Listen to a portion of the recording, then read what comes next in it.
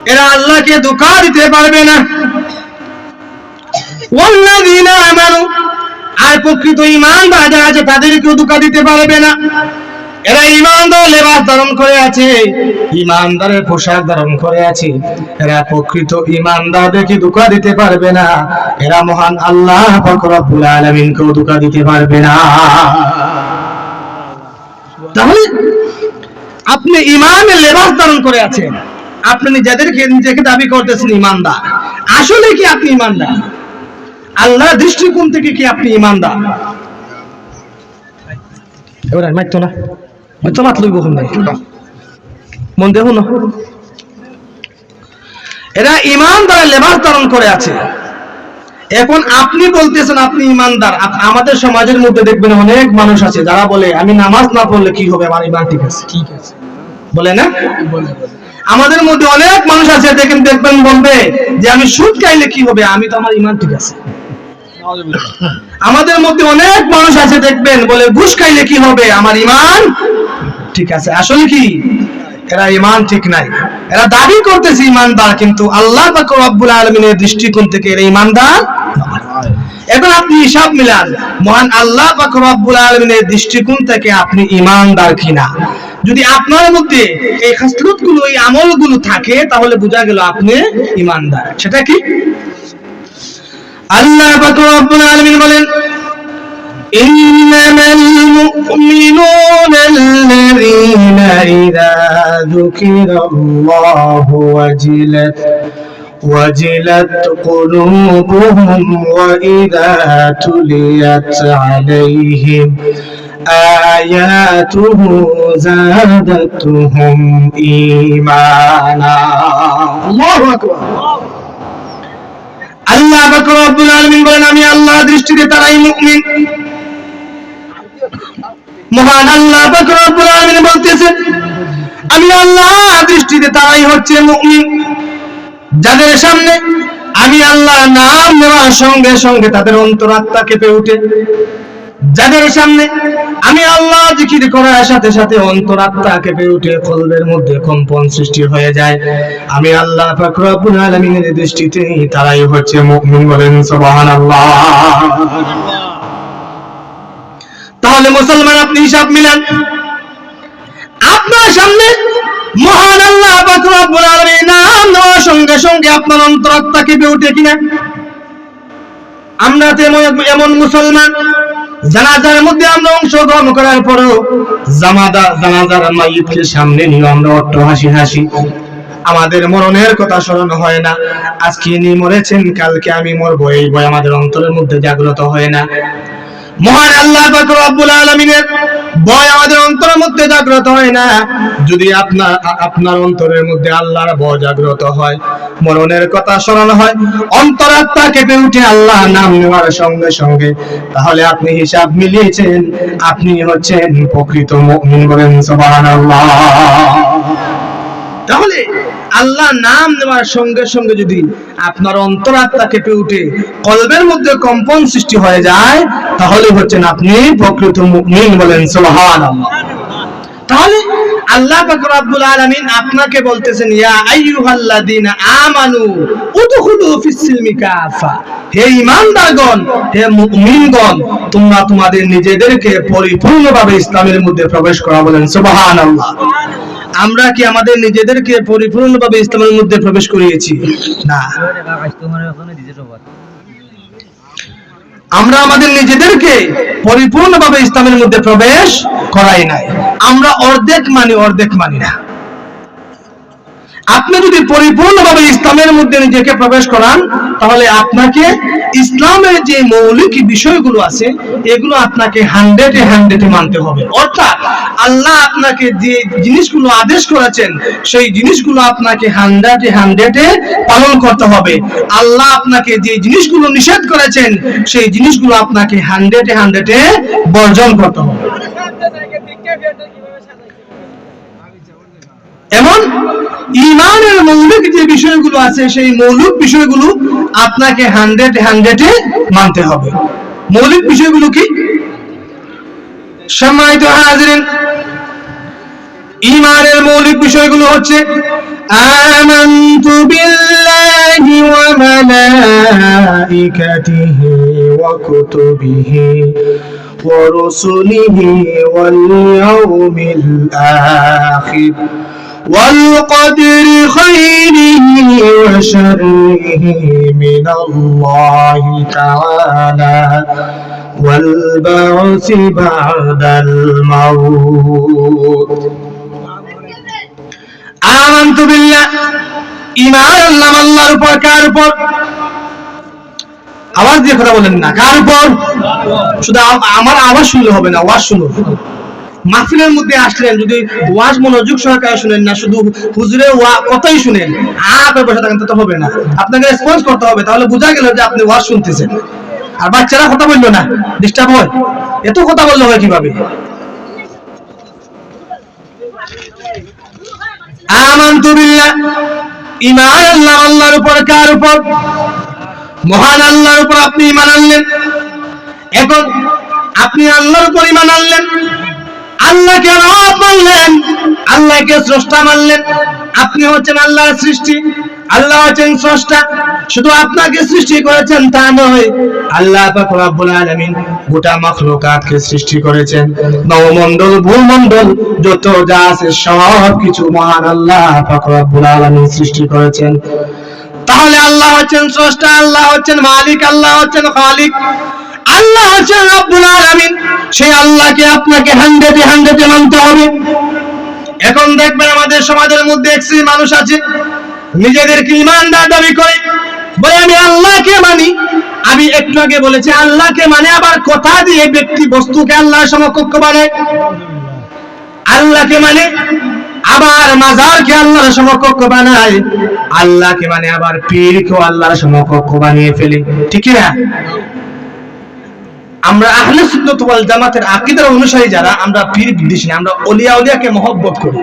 কিন্তু আপনি ওলি আল্লাহকে মানতে গিয়ে সেই ওলিকে আল্লাহর সমকক্ষ বানিয়ে ফেলবেন, ওলিকে মাজারে গিয়ে সিজদা দেবেন, কবরে গিয়ে সিজদা দেবেন, এটা হবে না। এটা হচ্ছে আন্দাজ। এটা কি?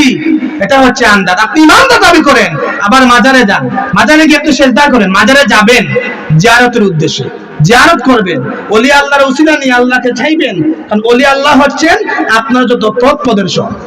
কিন্তু আপনি মাজারে গিয়ে কবরে গিয়ে সিজদা দেবেন, এটা হবে না। আমাদের দেশে অনেক জায়গায় আছে এরকম, যারা মাজারে গিয়ে সিজদা দিয়ে দেয়, পীরের পায়ের মধ্যে সিজদা দিয়ে দেয়। এখন অনেকটা কমে এসেছে, আগে বেশি ছিল। আল্লাহ পাক রব্বুল আলামিন এই জন্য সতর্ক করে দিয়েছেন, ঈমান জিনিসটা খুব গুরুত্বপূর্ণ। وَمِنَ النَّاسِ مَن يَتَّخِذُ مِن دُونِ اللَّهِ أَندَادًا يُحِبُّونَهُمْ كَحُبِّ اللَّهِ। যখনই মানুষ আল্লাহকে বাদ দিয়ে ব্যক্তি বা বস্তুকে আল্লাহর সমকক্ষ বানায়, তার কথা দিয়ে, তার কাজ দিয়ে, তার কর্ম দিয়ে বা অন্য কোন উপায়ে ব্যক্তি বা বস্তুকে আল্লাহর সমকক্ষ বানায়, ওই জিনিসটাকেই বলে আন্দাজ বা শিরক। এখন আপনি ঈমানদার দাবি করতেছেন যে আপনি ঈমানদার, প্রকৃত ঈমানদার, কিন্তু করেন শিরকি কাজ। আপনি আপনার কাজ দিয়ে শিরকি জিনিসকে আপনি সাপোর্ট করতেছেন, প্রমোট করতেছেন। আপনি ঈমানদার দাবিদার, আপনি মুসলিম দাবিদার, কিন্তু পূজা মণ্ডপে আপনার বিবিকে পাঠিয়ে দিন। আপনি ঈমানদার, আপনি পূজা মণ্ডপে আপনার মেয়েকে পাঠিয়ে দিলেন। আপনি বলেন আপনি আল্লাহকে মানেন, আপনি বলেন আল্লাহর উপর ঈমান এনেছেন, কিন্তু কাজ করতেছেন আপনি কি?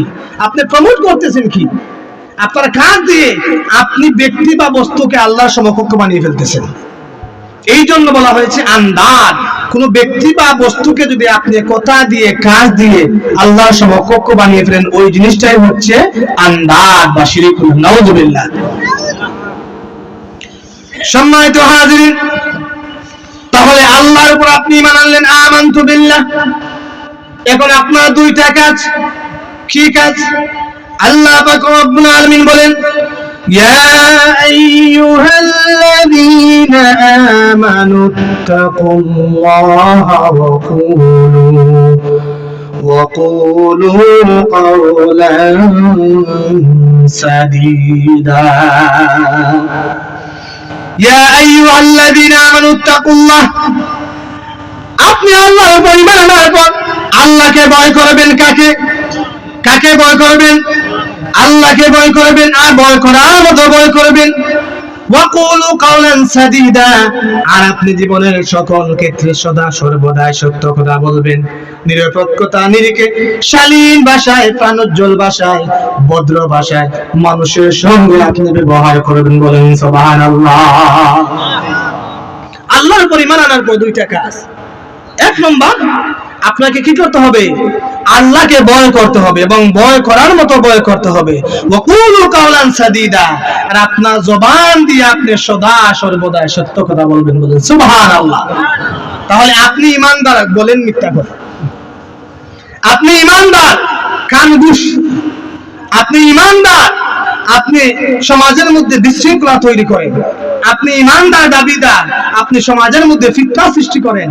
আপনি ঈমানদার, আপনি আবার পূজা মণ্ডপে যান।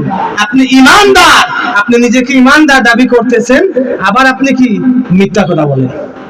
তাহলে আসলে কি আপনি ঈমানদার? আপনি কি ঈমানদার? আপনি ঈমানদারের লেবাস ধারণ করে আছেন। সেটা আমার কথা নয়, কোরআনের কথা। এই জন্য আল্লাহ বলতেছেন, মিনান নাসি মান ইয়াকুলু আমান্না বিল্লাহ। সমাজের মধ্যে এমন কিছু মানুষ আছে যারা বলে ঈমান এনেছে আল্লাহর উপর, বলে ওয়াবিল ইয়াউমিল আখির, বলে ঈমান এনেছে আখিরাতের উপর। আসলে কি এরা প্রকৃতপক্ষে ঈমান আনে নাই, আল্লাহর উপর আনে নাই, আখিরাতের উপর আনে নাই। এরা ঈমানের লিবাস ধারণ করে আছে।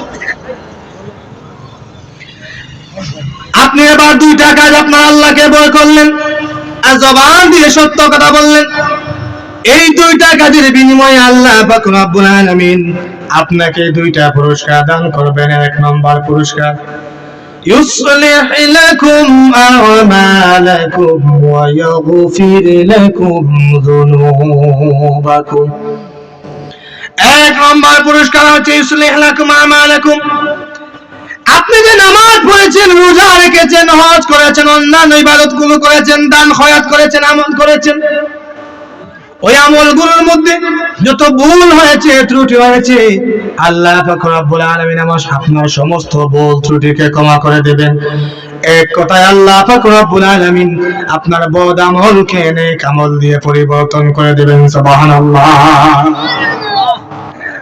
ওয়া ইয়াগফির লাকুম যুনুবাকুম, আর আল্লাহ পাক রব্বুল আলামিন আপনার জীবনে যত যা গুনাহ করেছেন, একমাত্র শিরক এবং কুফরি ছাড়া বাকি সমস্ত গুনাহ আল্লাহ পাক রব্বুল আলামিন ক্ষমা করে দিবেন। সুবহানাল্লাহ।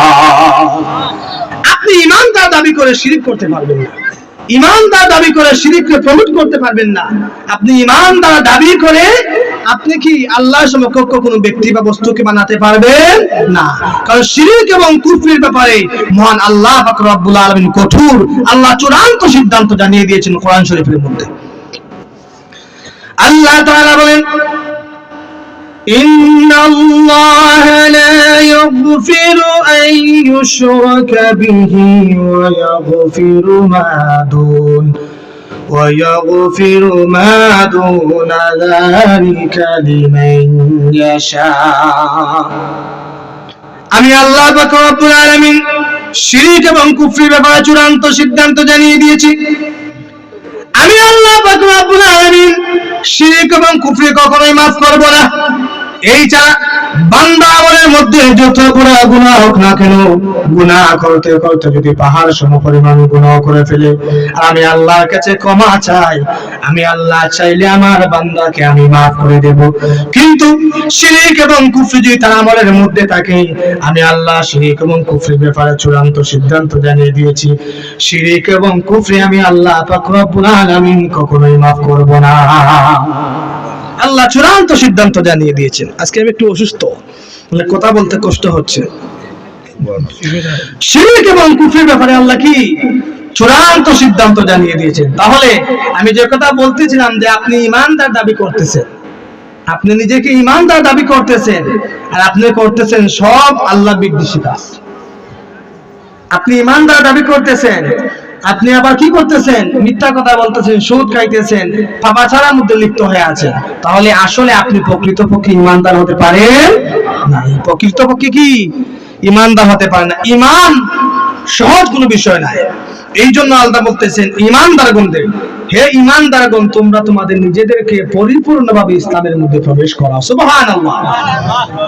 ঈমান কত গুরুত্বপূর্ণ বিষয়।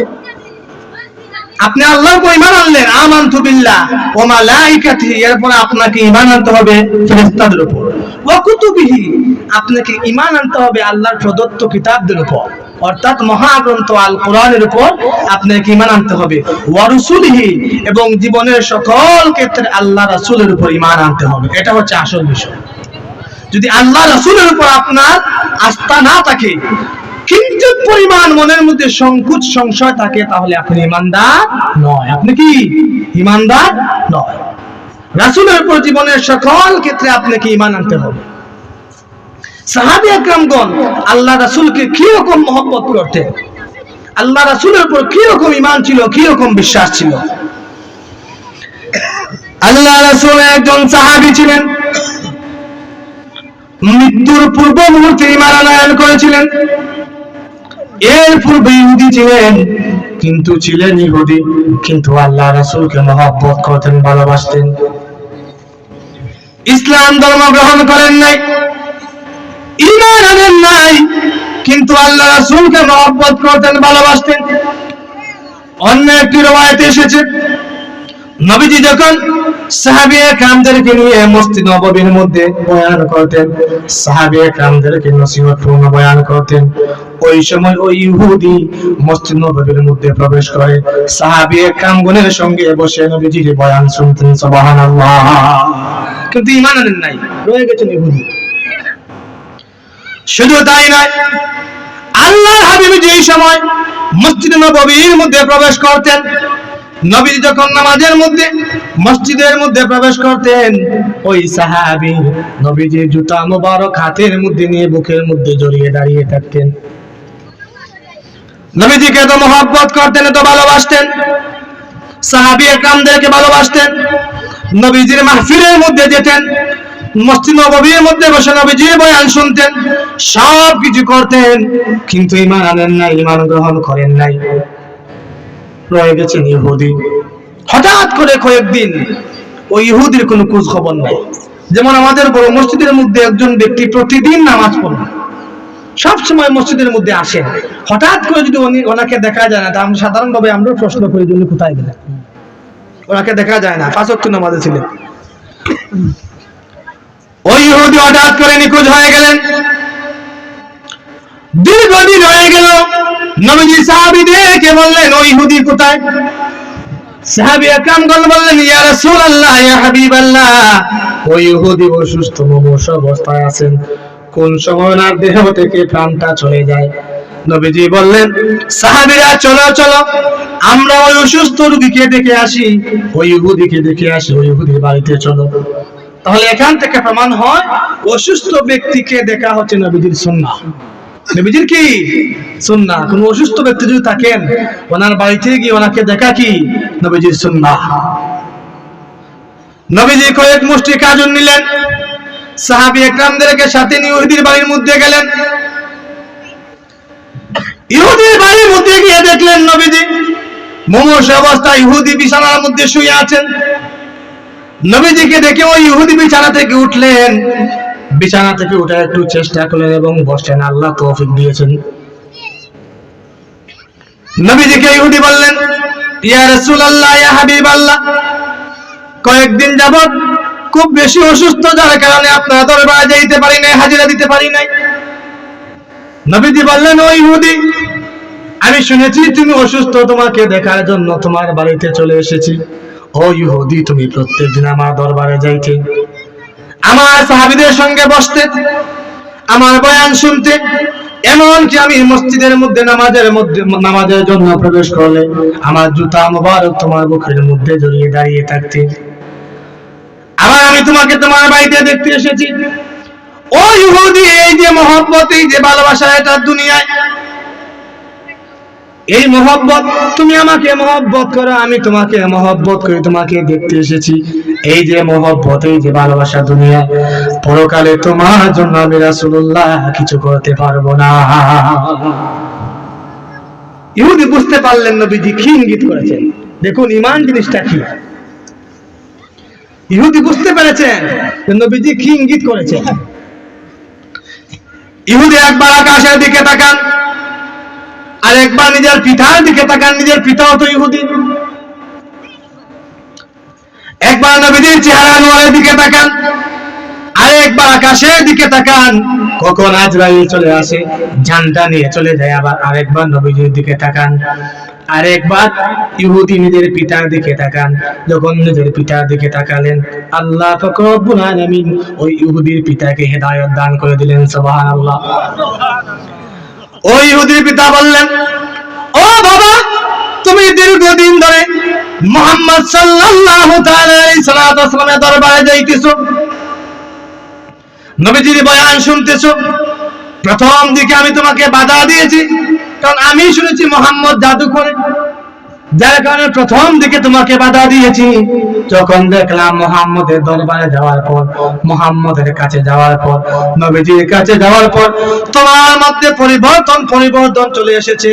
তুমি সত্য কথা বলো, সত্য কথা বলো, তুমি গুছালো জীবন যাপন করো, তুমি সঠিক সরল রাস্তায় জীবন যাপন করো। এই জন্য আমি তোমাকে পরবর্তীতে বাধা দেওয়া বন্ধ করে দিয়েছি। ও বাবা, তুমি মুহাম্মদের দরবারে গিয়েছো, জীবনকে পরিবর্তন করে ফেলেছো। এখন মুহাম্মদ সাল্লাল্লাহু তাআলা আলাইহি সাল্লাম তোমার ঘরের মধ্যে চলে এসেছেন। ও বাবা, আমার দিকে তাকানোর কোনো প্রয়োজন নাই, আর সময় নিও না, সময় নিও না। এখন সময় হয়েছে মুহাম্মদ সাল্লাল্লাহু তাআলা আলাইহি সাল্লামের নূরানি হাত মোবারকের মধ্যে হাত রেখে তুমি ঈমান গ্রহণ করে নাও। সুবহানাল্লাহ। আর সময় নিও না রে বাবা, আর সময় নাই। মুহাম্মদ সাল্লাল্লাহু তাআলা আলাইহি সাল্লাম তোমার ঘরের মধ্যে চলে এসেছেন, আর সময় নিও না। নবীজির হাত মুবারকের মধ্যে হাত রেখে তুমি ইসলাম গ্রহণ করে নাও। বলেন সুবহানাল্লাহ। নবীজি ওই ইহুদিকে ঈমান ইসলাম গ্রহণ করালেন। এখন তো আর ইহুদি নয়, এখন হয়ে গেছেন নও মুসলিম। ওনার পিতাকে ইসলাম ধর্ম গ্রহণ করালেন। নবীজি ওই নও মুসলিমকে ইসলাম গ্রহণ করিয়ে নিজের হুজরান মুবারকের মধ্যে চলে আসলেন। পিছন থেকে সাহাবী খবর নিয়ে আসলেন যে এই নও মুসলিমকে একটু আগে মুসলমান বানিয়ে এসেছেন, ঈমানদার বানিয়ে এসেছেন, ওই নও মুসলিম ইন্তেকাল করেছেন। ইন্না লিল্লাহি ওয়া ইন্না ইলাইহি রাজিউন। নবীজি হুজরা মুবারকের মধ্যে এসেছেন, পিছন থেকে সাহাবী খবর নিয়ে এসেছেন ওই ইহুদি, যিনি ইহুদি ছিলেন, নও মুসলিম হয়ে গিয়েছেন, মুসলমান হয়ে গিয়েছেন, ওই ইহুদি ইন্তেকাল করেছেন। ঈমানের কি গুরুত্ব। নবীজি সাহাবীদেরকে বললেন, ও সাহাবীরা, ওই নও মুসলিমের গোসল দাও, কাফন পরিধান করো, আর জান্নাতুল বাকির মধ্যে কবর খনন করো, আর জানাজার নামাজ পড়াবো আমি রাসূল নিজে স্বয়ং। বলেন সুবহানাল্লাহ। এখানে একটি হিসাব মিলান কত গুরুত্ব ঈমান। ওই নও মুসলিম এক ওয়াক্ত নামাজ পড়েন নাই, নামাজ পড়ার সময় পান নাই, এক দিরহাম দান করেন নাই, সদকা করেন নাই, যাকাত দেন নাই, সময় পান নাই, একটা হজ করেন নাই, সময় পান নাই। ঈমান গ্রহণ করেছেন, যার কারণে জান্নাতুল বাকির মধ্যে কবর খনন করা হচ্ছে। নবীজি সাহাবীদেরকে বলতেছেন, তোমরা গোসল দাও, কাফন দাফনের ব্যবস্থা করো, আর আমি রাসূল নিজে স্বয়ং ইমামতি করব জানাজার। সুবহানাল্লাহ, কত ভাগ্যবান। ঈমানের কি গুরুত্ব রে ভাই, ঈমানের কি গুরুত্ব। আমরা তো পৈতৃকভাবে ঈমান পেয়েছি, পৈতৃকভাবে। দাদা মুসলমান, বাবা মুসলমান, আমি মুসলমান, আমরা এইরকম মুসলমান। যে কথা বলতেছিলাম, আসলে ঈমানের মৌলিক যে বিষয়গুলো, সেগুলো আমাদের মধ্যে আছে কিনা সেটা আমরা একদিনও ভাবি না, চিন্তা করি না। ঈমানের যে মৌলিক বিষয়গুলো, আমরা সমাজের মধ্যে এমনও মুসলমান আছে, এমন এমন কাজ করি তার কারণে আমাদের ঈমান চলে যায়, এমন এমন কথা বলি যার কারণে আমাদের ঈমান চলে যায়, আমরা বুঝতেই পারি না। আবার ঈমানকে আমরা নবায়নও করি না। ঈমানের কি গুরুত্ব, সুবহানাল্লাহ। নবী সাহাবীদেরকে বললেন, ও সাহাবীরা, ওই নও মুসলিমের গোসল দাও, কাফন পরিধান করো। শুধু তাই নয়, জান্নাতুল বাকির মধ্যে কবর খনন করো, জানাজার নামাজ পড়াবো আমি রাসূল। সুবহানাল্লাহ। সাহাবী একরামগণ ওই নও মুসলিমকে গোসল দিলেন, কাফন পরিধান করালেন, জান্নাতুল বাকির মধ্যে কবর খনন করলেন। নবীজি ঘর থেকে বের হলেন, নবীজির সঙ্গে ছিলেন হযরত ওমর খাত্তাব রাদিয়াল্লাহু তাআলা আনহু। নবীজি ঘর থেকে বের হয়েছেন, জানাজার মাঠে যাবেন, জানাজা পড়াবেন। নবীজির সাথে ছিলেন হযরত ওমর খাত্তাব রাদিয়াল্লাহু তাআলা আনহু। নবীজির সামনে দিয়ে হাঁটতেছেন, পিছন দিয়ে হযরত ওমর খাত্তাব রাদিয়াল্লাহু তাআলা আনহু হাঁটতেছেন। হঠাৎ ওমর খাত্তাব রাদিয়াল্লাহু তাআলা আনহু লক্ষ্য করে দেখলেন নবীজির পা মুবারকটা জমিনের মধ্যে পূর্ণাঙ্গ লাগাইতেছেন না, পায়ের বৃদ্ধাঙ্গুলোর উপর বর দিয়ে দিয়ে হেঁটে হেঁটে নবী জানাজার মধ্যে যাচ্ছেন। সুবহানাল্লাহ। নবীজির পাটা যখন ঘর থেকে হুজরা মুবারক থেকে বের হলেন, জানাজার মাঠে যাবেন, নবীজির পা মুবারকটা মাটির মধ্যে পূর্ণাঙ্গ লাগাইতেছেন। আমরা যে মাটির মধ্যে হাঁটি, আমরা কি পায়ের উপর বৃদ্ধাঙ্গুলোর উপর বর দিয়ে হাঁটি নাকি?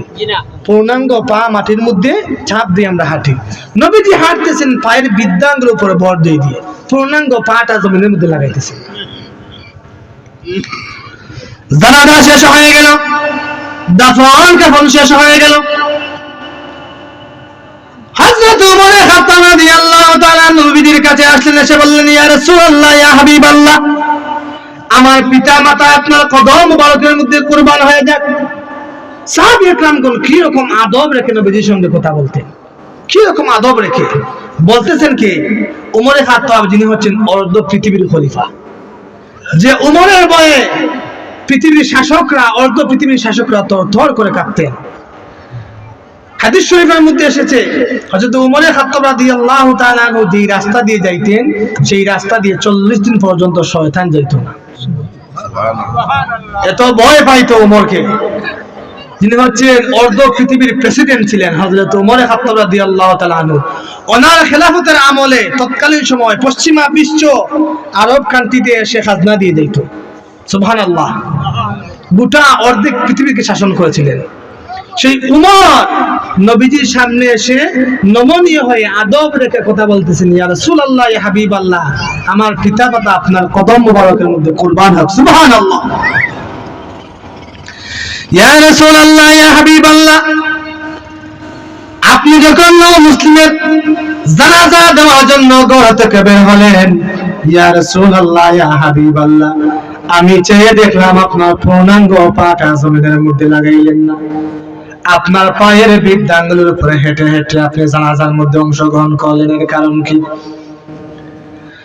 নবীজি বললেন, ওমর শুনো শুনো, এই যে মুসলমান ইসলাম ধর্ম গ্রহণ করার পর, ঈমান গ্রহণ করার পূর্বে, ইসলাম ধর্ম গ্রহণ করার পূর্বে ইহুদি ছিল, কিন্তু প্রত্যেকদিন আমার দরবারে যাইতো, আমার সাহাবীদের সঙ্গে আমার বয়ান শুনতো, আমার জুতা মুবারক তার বুকের মধ্যে লাগিয়ে সে দাঁড়িয়ে থাকতো। মৃত্যুর পূর্ব মুহূর্তে ঈমান গ্রহণ করেছে, ইসলাম গ্রহণ করেছে, তার উপর আল্লাহ পাক রব্বুল আলামিন খুশি হয়ে গিয়েছেন, যার কারণে মৃত্যুর পর আল্লাহ পাক রব্বুল আলামিন আকাশের সবগুলো দরজা খুলে দিয়েছেন। আকাশ থেকে রহমতের ফেরেশতা দলে দলে স্লোগানে এই নও মুসলিমের জানাজার মধ্যে অংশগ্রহণ করেছে। এত বেশি ফেরেশতা জমিনের মধ্যে এসেছে, যার কারণে ফেরেশতাদের আধিক্যের কারণে আমি রাসূলুল্লাহর পূর্ণাঙ্গ পাটা জমিনের মধ্যে রাখতে পারি নাই। সুবহানাল্লাহ। এত বেশি ফেরেশতা ওই নও মুসলিমের জানাজার মধ্যে অংশগ্রহণ করেছে, যার কারণে আমার পাটা পূর্ণাঙ্গ জমিনের মধ্যে রাখার জায়গাটুকু পাই নাই। সুবহানাল্লাহ। কি রকম মর্যাদা ইমানের, কি রকম গুরুত্ব ইমানের। তাহলে আপনি সব মিলান, ইমানের যে মৌলিক বিষয়গুলো সেগুলো আপনার মধ্যে আছে কি না। তাহলে ইমানের মৌলিক বিষয়গুলোর মধ্যে হচ্ছে আমানতু বিল্লাহ, আপনি আল্লাহর উপর ঈমান আনবেন, ওয়া কুতুবিহি, আর কিতাবের উপর ঈমান আনবেন, ওয়া মালাইকাতি, ফেরেশতাদের উপর ঈমান আনবেন, ওয়া কুতুবিহি, আল্লাহর প্রদত্ত কোরআনের উপর আপনি ঈমান আনবেন, ওয়া রাসূলিহি, আপনি রাসূলের উপর ঈমান আনবেন। এমনকি আপনাকে ওয়া বিল ইয়াউমিল আখির, আপনাকে আখিরাতের উপর ঈমান আনতে হবে। বলেন সুবহানাল্লাহ। ইমানের মৌলিক বিষয়গুলো আপনাকে 100-এ মানতে হবে। সুবহানাল্লাহ।